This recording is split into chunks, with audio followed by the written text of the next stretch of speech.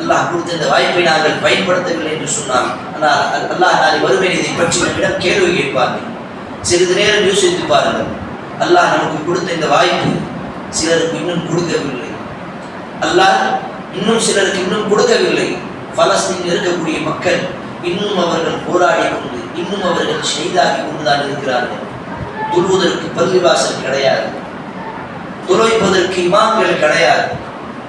தொழுவையாளிகள் அனைத்து நபர்களும் நோயாளிகளாக, அனைத்து முஸ்லிம்களும் இரத்தத்தோடு பள்ளிவாசலுக்கு இடிஞ்ச அந்த கட்டிடத்தில் அல்லாஹ்வை துதி செய்வதற்காக, வணக்க வழிபாடில் ஈடுபடுவதற்காக வந்து திக்ரிலே தொழுகையில் ஈடுபடுகிறார்கள். நமக்கு அல்லாஹ் இவ்வளவு அழகான பள்ளிவாசலும் இவ்வளவு அழகான வாய்ப்புகளையும் அல்லாஹ் கொடுத்திருக்கிறார்கள். இதுவே எவ்வளவு பெரிய மிகப்பெரிய ஒரு பாக்கியம் அல்லவா? சுப்ஹானல்லாஹ். அந்த இடத்தில் யோசித்து பாருங்கள். அந்த பலஸ்தீன் மக்களுடைய நிலைமை பாருங்கள்.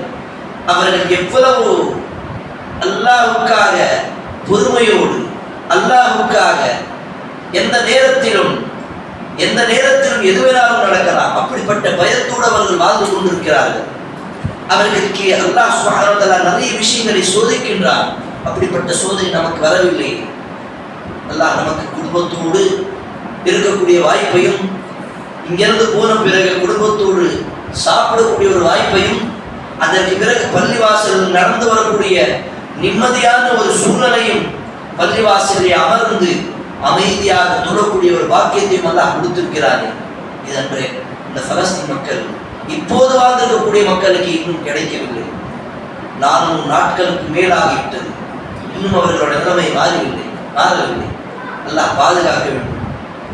சிறிது நேரம் இதை பற்றி யோசித்தால் நமக்கு தெரியும். நமக்கு கிடைத்த இந்த வாய்ப்பு எவ்வளவு பெரிய வாய்ப்பு. சிறிய சிறிய பிள்ளைகள், அந்த மக்கள் எவ்வளவு பாதிப்பாக இருந்து, தன்னுடைய பெற்றோரை இருந்து, தன்னுடைய பிள்ளைகளை இழந்து, தன்னுடைய சகோதரர்கள் நண்பர்களை இழந்து எவ்வளவு தியாகத்தை அவர்கள் செய்கிறார்கள். நாம் அவ்வளவு பெரிய தியாகம் செய்கின்றோமா? நாங்கள் அவ்வளவு பெரிய அர்ப்பணிப்பு இந்த மார்க்கத்துக்காக நாங்கள் செய்கின்றோமா? இந்த மார்க்க பணிக்காக நாங்கள் செய்கின்றோமா? அல்லாஹ் நமக்கு வாய்ப்பை கொடுத்திருக்கிறான்.